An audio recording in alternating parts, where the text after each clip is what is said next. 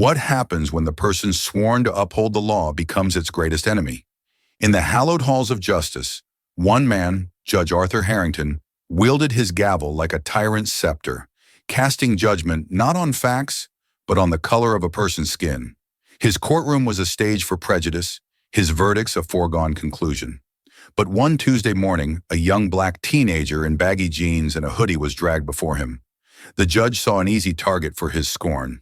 What he couldn't see was the brilliant mind hiding behind the facade, an avenging angel of the law about to turn his world upside down in the most epic downfall you will ever hear. The air in courtroom 4B of the Franklin County Courthouse was perpetually stale, thick with the scent of old paper, cheap disinfectant, and quiet desperation. It was the personal kingdom of the Honorable Judge Arthur Harrington, a man whose silver hair and tailored robes did little to conceal the rot of bigotry that had seeped deep into his bones. For 20 years he had presided over this room, his authority absolute, his biases as predictable as the sunrise. On this particular Tuesday morning, the docket was filled with the usual procession of life's small-time tragedies, petty theft, parole violations, and public disturbances. Then came case number 73B, the state versus Davin Williams. A young man was led to the defendant's table by a bailiff.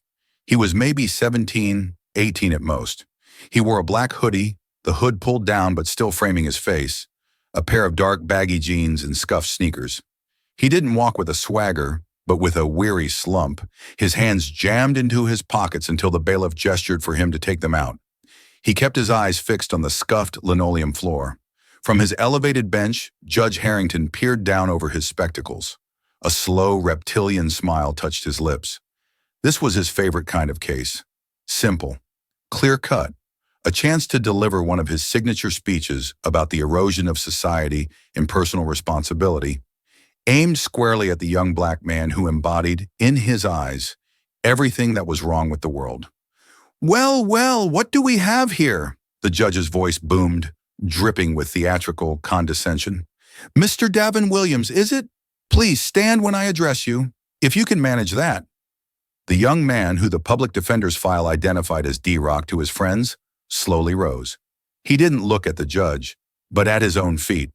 His public defender, a tired but earnest woman named Sarah Jenkins, stood beside him.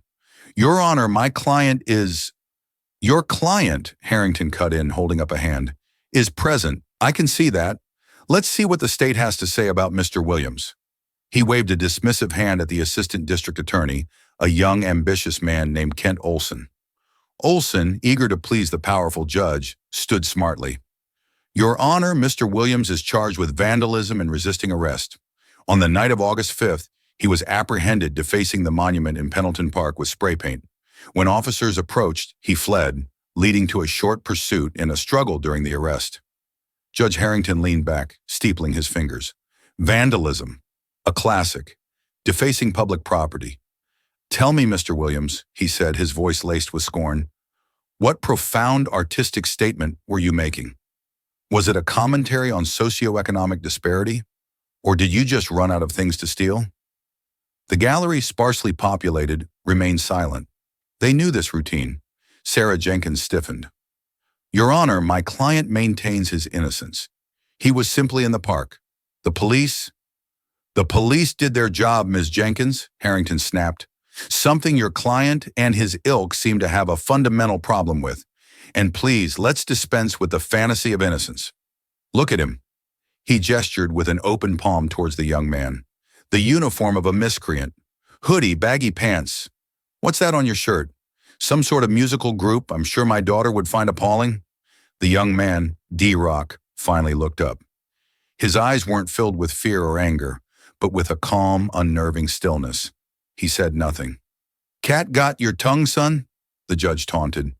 "Or are you not used to forming coherent sentences? Let's see your record." He shuffled some papers, though everyone in the room knew he had memorized it already. "Ah, yes, 2 priors for loitering, a truancy violation. It paints a picture, doesn't it?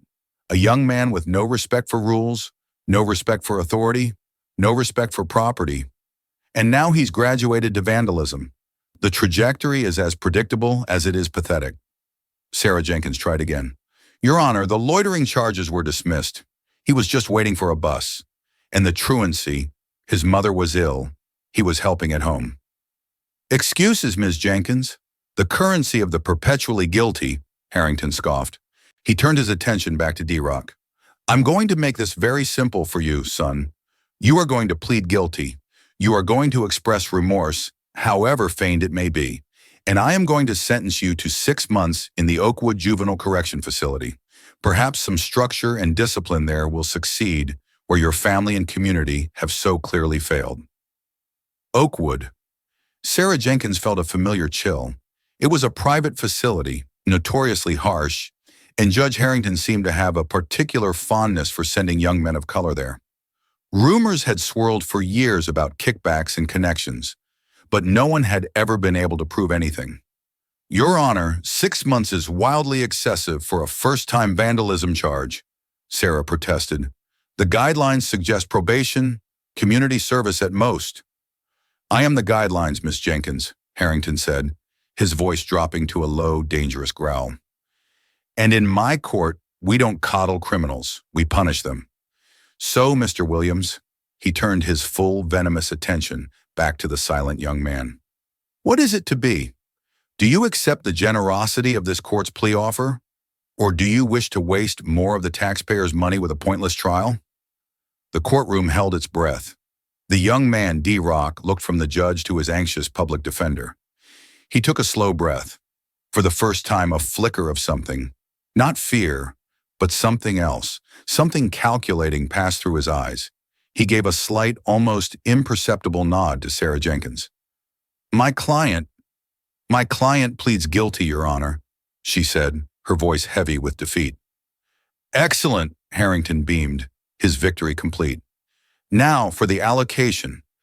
Do you have anything to say for yourself, Mr. Williams, before I sentence you to a place where you might finally learn some manners? The young man finally spoke. His voice was quiet with a slight, almost practiced rasp, as if he were forcing a street affect. Nah, he mumbled, looking down again.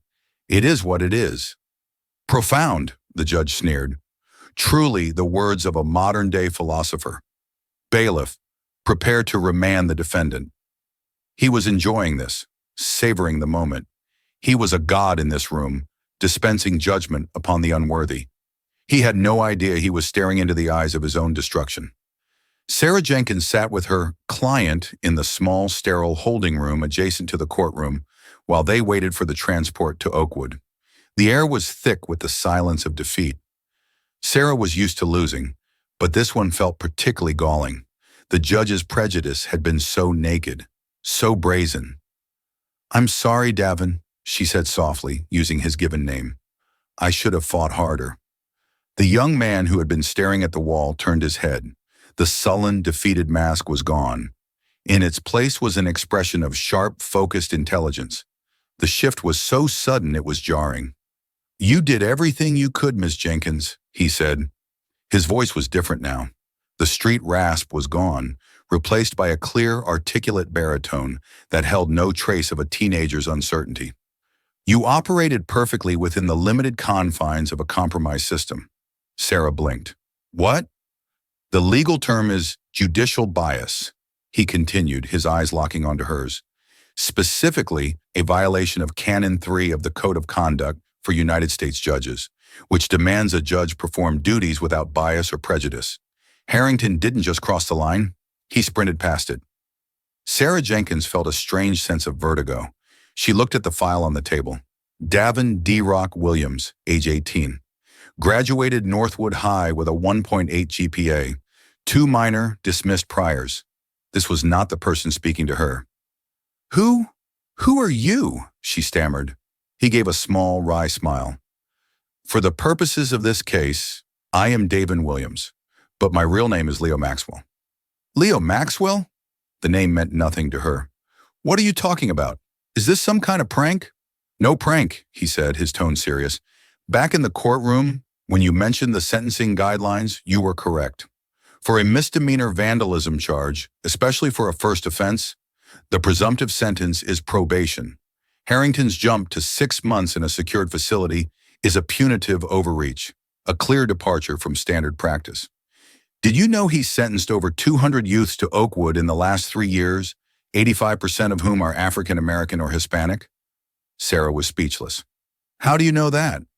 I know a lot of things, Leo said. I know that the Oakwood Juvenile Correction Facility is owned by a private equity firm, Sterling Holdings LLC. He paused, letting the name hang in the air. Sarah's mind raced. Sterling. Sterling. Where had she heard that name? Sterling, Leo prompted gently. As in Judge Harrington's wife's maiden name. Her brother, Robert Sterling, is the CEO of the firm. The judge is funneling taxpayer money directly into his brother-in-law's pocket by sentencing children to his facility. The blood drained from Sarah's face. The rumors. They weren't rumors. My God, but no one's been able to prove it. The paperwork is a maze. It is, Leo agreed, which is why a different kind of evidence was needed. First-hand, irrefutable evidence of his conduct and prejudice in action, delivered under oath in his own courtroom. It was then that Sarah Jenkins understood. The disguise, the slumped posture, the mumbled slang, the guilty plea. It was all an act, a meticulously crafted performance. You let him do this, she whispered, a sense of awe dawning on her. You let him mock you, sentence you. You wanted him to. To quote a certain judge, it paints a picture, doesn't it? Leo said, a grim satisfaction in his voice. We needed him to be himself, arrogant, biased, so sure of his own power that he wouldn't look closely at the case file of one more kid he deemed worthless. He looked at her directly, and we needed a witness, a decent, honest officer of the court who would be horrified by what she saw. Someone like you, Miss Jenkins. Suddenly, a detail from the courtroom exchange clicked in her mind.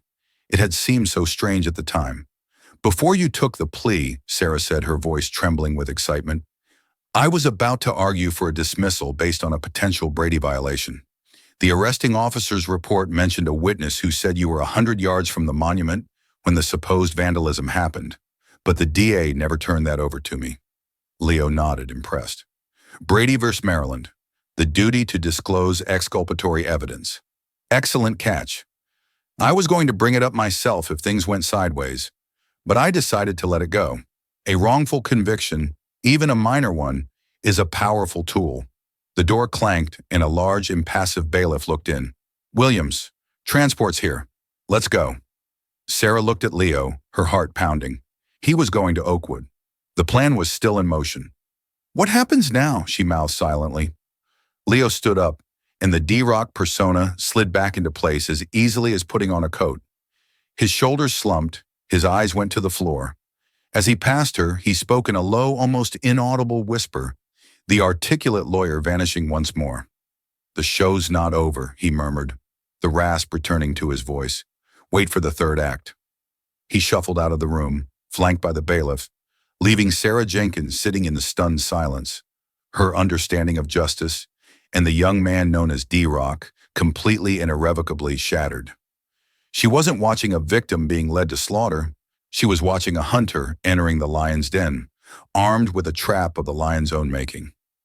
6 weeks earlier, the office was aggressively bland, the kind of anonymous government space designed to be forgotten. It smelled of weak coffee and ozone from the humming servers. Leo Maxwell, dressed in a sharp but unassuming suit, sat across from a woman whose presence filled the room far more than the standard-issue furniture.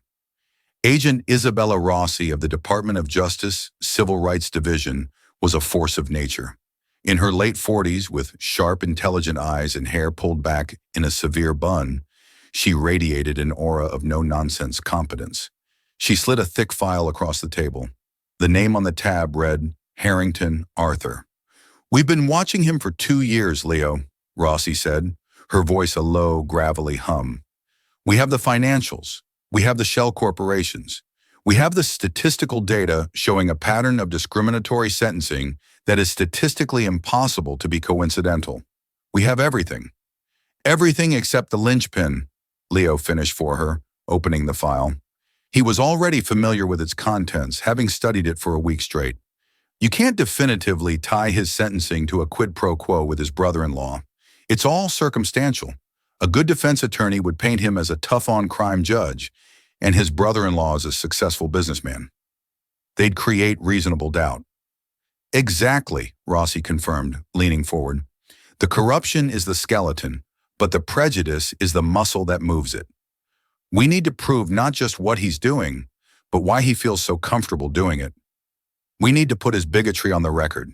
We need him in his own kingdom to condemn himself with his own words. Leo looked up from the file. At 26, he was the youngest attorney in their division, a prodigy who had graduated Yale Law at 21 and had already made a name for himself taking on complex civil rights cases. But this was different. This wasn't about filing motions. It was about infiltration. And that's where I come in, Leo said. It wasn't a question. You're 26, but you can pass for 18, Rossi stated. You grew up in a rough neighborhood in Chicago before your scholarship. You know the cadence. You know the culture. You're not just some Ivy League lawyer trying to play a part. You can be the part. More importantly, you have the legal mind of a shark. If things go wrong in that courtroom, you're the only one I trust to navigate it in real time. The plan was audacious, dangerous, and bordered on entrapment. They would create a phantom defendant. Davin D. Rock Williams was a composite, built from the records of a dozen real teenagers whose lives had been steamrolled by judges like Harrington. They fabricated a sealed juvenile record with minor dismissed charges. They created a backstory, a social media presence, a life. Then they staged a minor crime, spraying washable paint on a public monument, and had a trusted local police contact, Officer Miller, make the arrest. The risk was immense. If Harrington saw through the disguise, if the plan was exposed, the political fallout would be catastrophic. The DOJ would be accused of manufacturing a case, and Harrington would walk away, a martyr. The public defender is Sarah Jenkins, Rossi continued, tapping a photo in the file. Clean record, overworked. By all accounts, she genuinely cares, but she's beaten down by the system. She's our canary in the coal mine. Her reactions will be our gauge of the courtroom's atmosphere. Leo spent the next month in deep immersion. It wasn't just about clothes and slang. It was about posture, attitude, the subtle language of the streets he had worked so hard to leave behind. He practiced slouching, mumbling, avoiding eye contact. He studied the mannerisms of teenagers in the neighborhood where they'd staged the arrest. He had to unlearn years of professional polish and reclaim a part of himself he thought was long gone. He met with a dialect coach not to learn an accent, but to perfect the subtle imperfections of speech, the grammatical shortcuts that would make D-Rock believable. He and Rossi rehearsed the courtroom scenario 100 times, gaming out every possible move Harrington could make, every legal objection, every contingency. The key, Rossi told him in their final meeting before the operation went live, is to never break character. Not with the bailiffs, not with the other inmates, and especially not with Jenkins. Until the moment you decide to reveal yourself, you are Davin Williams. You are a scared, defiant kid caught in the gears of a machine you don't understand. I understand it all too well, Leo had replied quietly. I've seen what this machine does to people who look like me my whole life. The only difference is now I'm in a position to break the machine. Present day, Oakwood Juvenile Correction Facility. The transport van was suffocatingly hot. Leo, now fully in character as D-Rock, sat shackled between two other teenagers. One was crying silently, the other stared ahead with dead eyes. Oakwood was even worse than the file suggested. It wasn't a place of correction, it was a warehouse of despair. The guards were brutish, the facilities were run down, and the educational programs were a joke. A bleak, oppressive atmosphere hung over the place, designed to crush the spirit. For 3 days, Leo lived it. He ate the tasteless food. He endured the pointless head counts and the casual cruelty of the staff. He kept his head down, observing, collecting mental notes that were more damning than any financial record. He saw a guard deny a boy his asthma inhaler as punishment. He heard another guard openly mock a kid for being unable to read. He spoke to other inmates, using the quiet moments in the yard or the chow hall. He didn't ask about legal cases. He asked about their judges. The name Harrington came up again and again, a dark legend among these forgotten boys. They spoke of his sneer, his speeches, his apparent joy in sending them here. Leo's resolve hardened into cold, diamond-hard anger. This wasn't just about financial corruption anymore. This was about a man systematically destroying the lives and futures of young men for profit and prejudice. On the fourth day, he was granted his state-mandated phone call. He didn't call a family member. He called a special, secure number. "Rossi," he said, his voice a low whisper. "Leo, status," came the immediate reply. "The place is a human rights violation with a fresh coat of paint," Leo reported grimly. "The anecdotal evidence is overwhelming. We have everything we need. Are we ready to move?" "The motion is drafted and ready to file," Rossi confirmed. "We've been monitoring Harrington's docket. He's presiding over a high-profile embezzlement case tomorrow. The press will be there." "Perfect," Leo said. "An audience."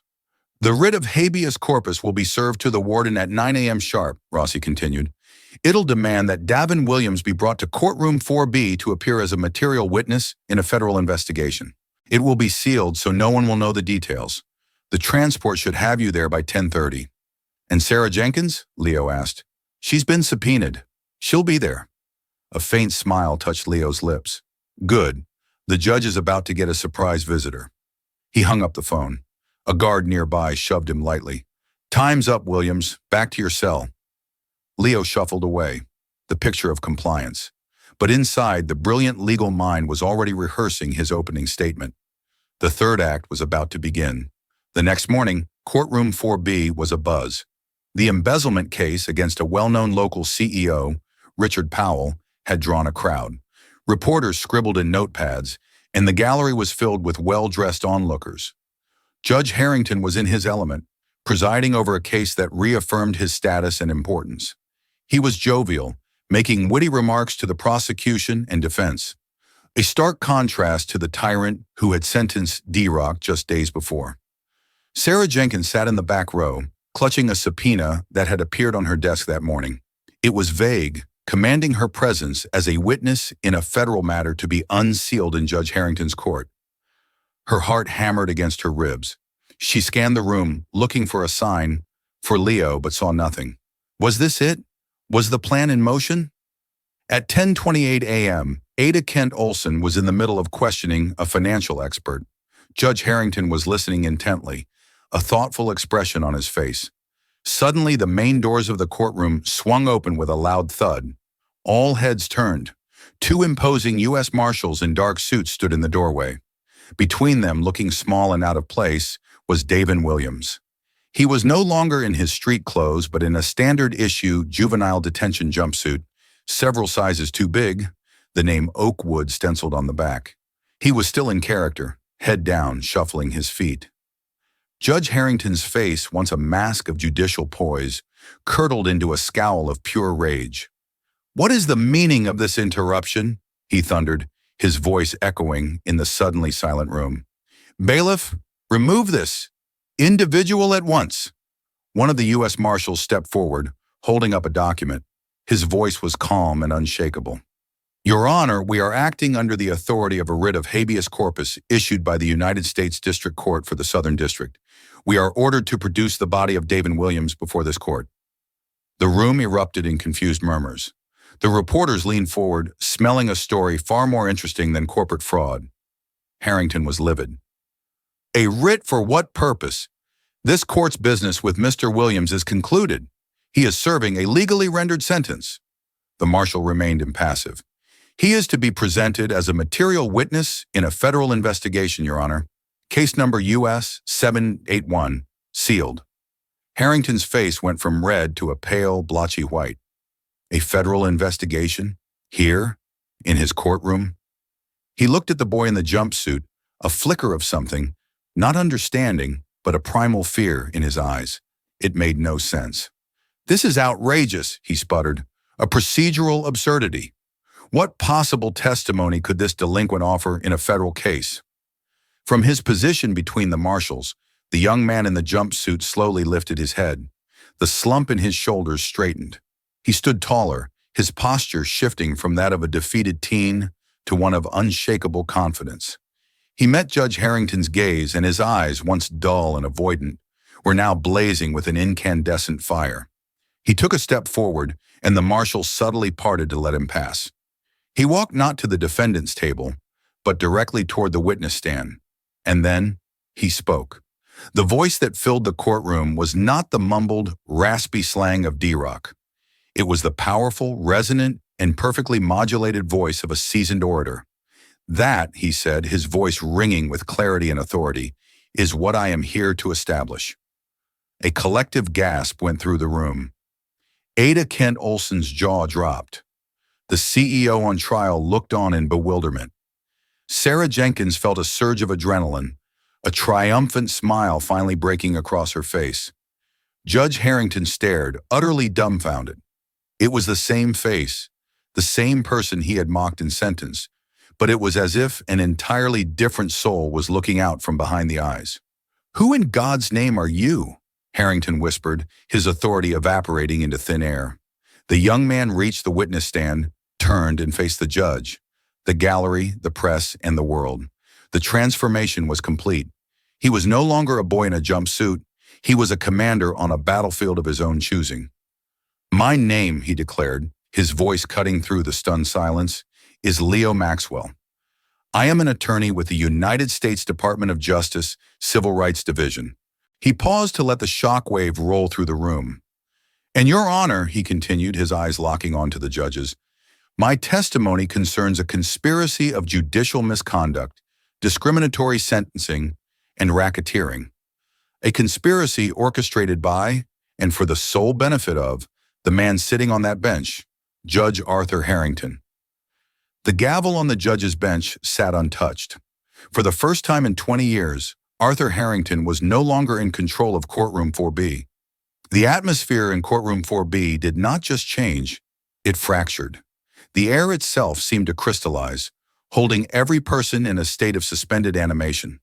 The reporters who moments before had been lazily documenting a white-collar crime were now rigid, their pens hovering over their notepads, their eyes wide with the electrifying realization that the story of their careers had just detonated in front of them. The accused CEO, Richard Powell, was a forgotten statue in the witness box. Ada Kent Olson stood agape, his carefully constructed case now a meaningless sideshow, his face a canvas of pure, unadulterated shock. In the back row, Sarah Jenkins was on her feet, a hand pressed to her mouth, tears of vindication welling in her eyes. This was the justice she had stopped letting herself dream of. And at the center of it all, on the bench that was his throne, Judge Arthur Harrington sat as if struck by lightning. The blood had drained from his face, leaving behind a mottled, waxen mask. He stared at the young man in the juvenile detention jumpsuit, the man who now called himself Leo Maxwell of the Department of Justice, as if seeing a ghost. The sneer, the arrogance, the godlike authority he wore like a second skin had evaporated, leaving only a hollow, terrified shell. Leo Maxwell let the silence stretch, a conductor savoring a dramatic pause. He stood at the witness stand not as a witness, but as a prosecutor, a judge, and a jury all in one. The courtroom was his. "My name is Leo Maxwell," he repeated, his voice slicing through the stunned silence with the precision of a scalpel. "And I am here to provide testimony regarding a cancer that has been growing in this courthouse for years. A cancer of greed, prejudice, and corruption, with its heart sitting on that very bench." He turned his piercing gaze toward the paralyzed assistant district attorney. "Mr. Olson, let's begin with a simple lesson in constitutional law, shall we? You'll recall the landmark case Brady v. of Maryland, a cornerstone of American jurisprudence. It establishes that the prosecution has an affirmative duty to disclose all evidence and information favorable to the defendant. This is not a suggestion, Mr. Olson. It is a command. It is the bedrock of due process." Olson flinched as if struck. I am aware of my Brady obligations." "Are you?" Leo shot back, his tone icy. "Then I invite you to explain to this court and to the federal authorities now listening why a key piece of exculpatory evidence in the case against Davin Williams was deliberately withheld from his counsel. I'm referring to the supplementary report filed by the arresting officer, Matthew Miller, a report which contained the sworn statement of a Mrs. Elena Rodriguez, a bystander in Pendleton Park, who stated unequivocally that the young man she saw flee the police was, and I quote, at least 100 yards from the monument when the commotion started. That report, Mr. Olson, never made it into Miss Jenkins' case file. Why? Ken Olson stammered, shuffling papers on his table as if the answer might magically appear. Files get misplaced. Clerical errors happen.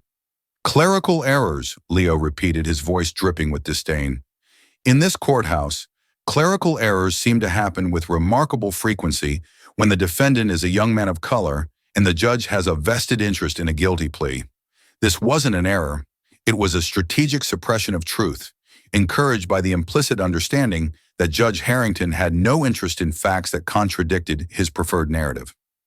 Leo then turned his full, undivided attention back to the judge, who seemed to shrink under the weight of his gaze. But a simple wrongful conviction is just a symptom of the disease, isn't it, Judge Harrington? Let's talk about the cure you're so fond of prescribing, the Oakwood Juvenile Correction Facility. He took a slow step away from the witness stand, moving into the open space of the court, owning it. You've called it a beacon of discipline, a place for structured reform. I spent 4 days there. I can tell you what it truly is. It's a privately owned warehouse of despair, staffed by underpaid guards who treat children with contempt, where education is non-existent and healthcare is treated as a privilege, not a right. But it is, I must concede, an incredibly profitable enterprise for its parent company, Sterling Holdings, LLC. At the mention of the name, a low gasp rippled through the gallery as the reporters connected the dots. Harrington flinched violently, a cornered animal realizing the trap had been sprung.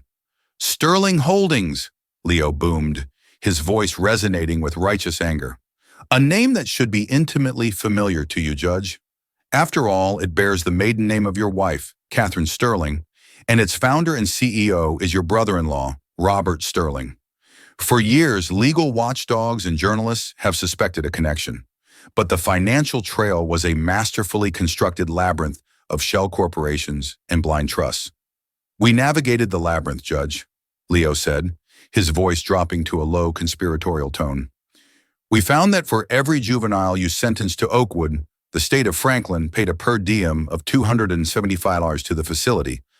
Of that fee, a staggering $50 was funneled from Sterling Holdings to a secondary company, Mid-Atlantic Youth Services, a company with no employees and no office, which exists only on paper. From there, the money was transferred to the Harrington Family Trust, an entity you personally control. We have the wire transfer records. We have the bank statements. For the last 5 years, you have been paid a bounty for every child you condemned, and you were a prolific bounty hunter. Over 400 children, Judge, an average of 80 per year.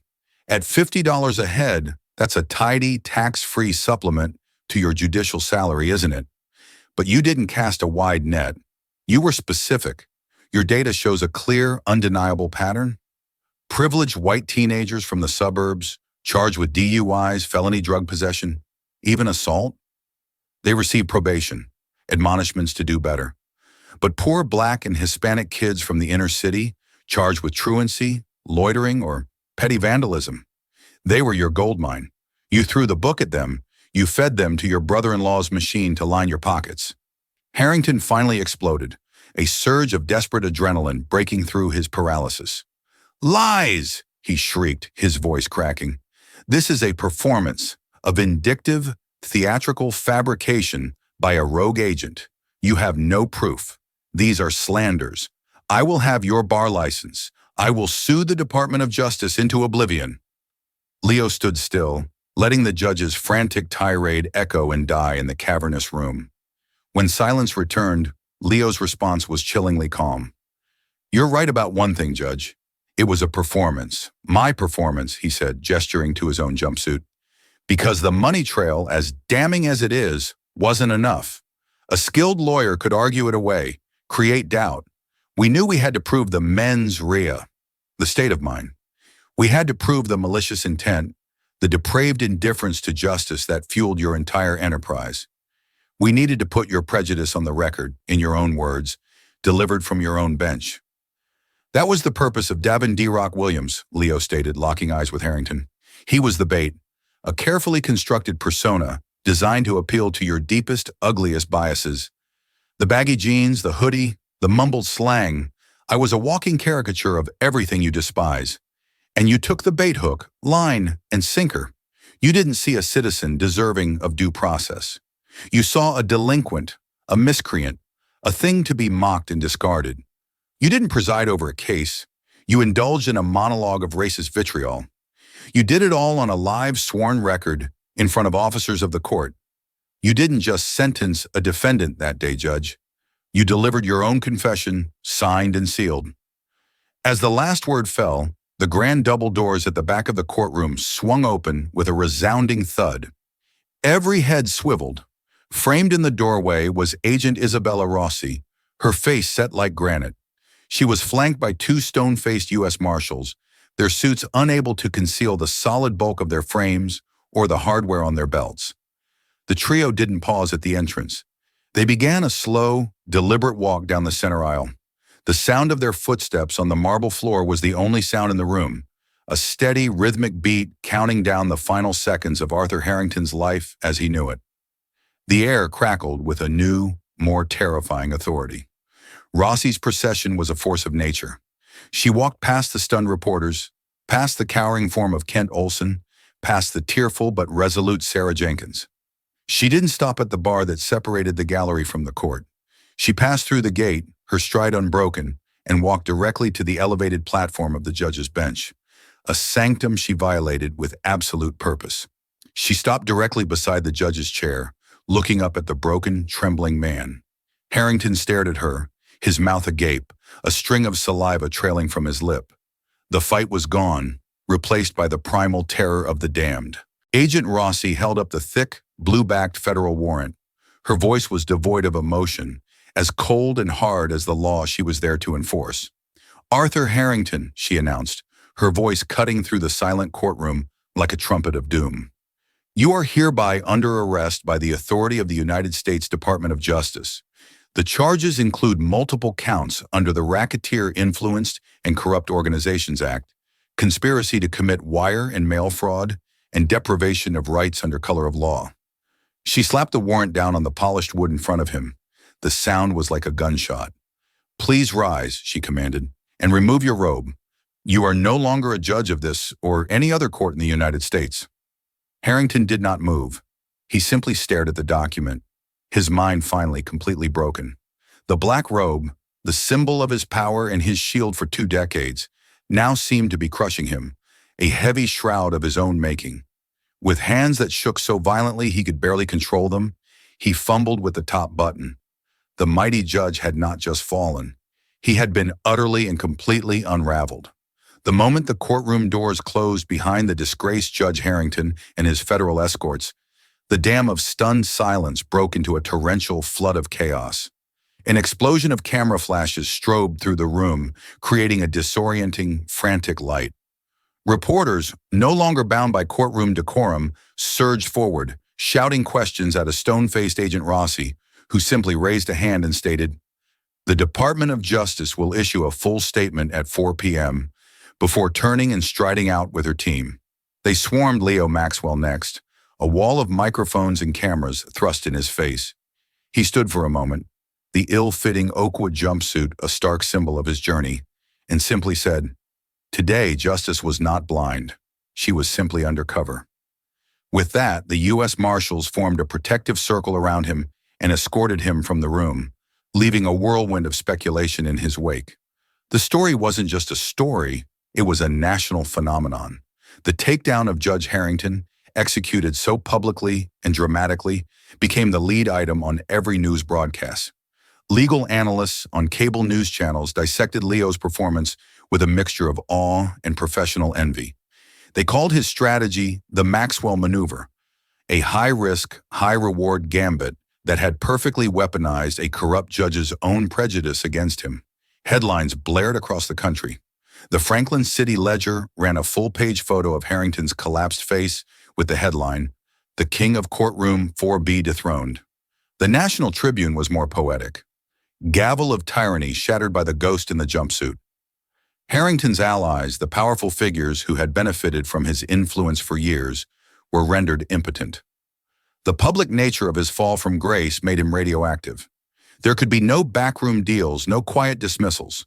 The evidence was too public, the confession too damning. His trial was a formality, a final, futile gasp of a dying legacy. His high-priced defense attorneys attempted to argue entrapment, painting Leo Maxwell as a manipulative agent who lured an unsuspecting judge into a trap. But the prosecution, led by a steely-eyed veteran from the DOJ's Public Integrity Section, dismantled their arguments with ruthless efficiency. They played the audio recordings from the sentencing of Davin Williams. In the cold, clear light of a federal courtroom, Harrington's sneering, racist monologue sounded even more monstrous. Agent Rossi's team presented the labyrinthine financial records, now laid out in simple, devastating charts that showed the direct flow of cash from the suffering of children to the judge's bank account. The final nail in Harrington's coffin was his own brother-in-law. Robert Sterling, facing a mountain of evidence and the prospect of spending the rest of his life in one of his own mismanaged facilities, took a plea deal. His testimony was a pathetic, self-serving account of greed, but it unequivocally confirmed the entire kickback scheme, detailing dates, times, and conversations with Harrington. The jury was out for less than 2 hours. Arthur Harrington was found guilty on all 19 counts. At his sentencing, the presiding federal judge, a stern woman named Judge Ramirez, looked down at him with undisguised contempt. "For 20 years, you wore the robe of a judge while acting as a predator," she stated, her voice ringing through the silent court. "You perverted the very idea of justice, turning it into a tool for personal enrichment. You preyed on the most vulnerable, betraying your oath, your community, and your humanity. It is the sentence of this court that you will spend the remainder of your natural life in a federal penitentiary. You will trade your black robe for a prisoner's jumpsuit, a fitting symmetry for the lives you so casually destroyed." The shock waves from the verdict radiated outwards, triggering a systemic purge. The infamous Oakwood Juvenile Correction Facility was shuttered, its grounds declared a federal crime scene. The state legislature, deeply embarrassed, launched the Harrington Case Review Initiative, a task force with the monumental goal of re-examining every single juvenile case he had ever presided over. The Franklin County Courthouse became a place of pilgrimage for hundreds of families who had long ago given up hope. Mothers and fathers clutched frayed case files, their eyes filled with a terrifying, fragile optimism. The scenes in the hallways were raw with emotion as, one by one, wrongful convictions were overturned, sentences were vacated, and records were expunged. The machinery of justice, so long corrupted, began the slow, arduous work of grinding in reverse. For Sarah Jenkins, the world had turned on its axis. She was hailed as a hero in the public defender's office, a symbol of integrity. But she felt restless. She had won, but she knew there were 100 other Harringtons on benches across the country. A few months after the sentencing, her phone rang. It was an unfamiliar Washington, D.C. number. "Sarah Jenkins," she answered. "Sarah, it's Leo Maxwell." The voice was warm, familiar, but now unburdened by the weight of his undercover role. "Leo," she breathed, a smile instantly forming. "I should be calling you Mr. Maxwell. I saw you on the news last week. You're becoming quite famous." He laughed, a genuine, relaxed sound. "Hardly. I'm just the guy who got to state the obvious in a very dramatic way. The real work was done by people like you, day in and day out, long before I ever showed up." There was a pause. "That's actually why I'm calling," he continued, his tone shifting to business. "Agent Rossi and I are heading a new permanent division at the DOJ, the Judicial Integrity Task Force. Our mandate is to proactively investigate judicial corruption nationwide.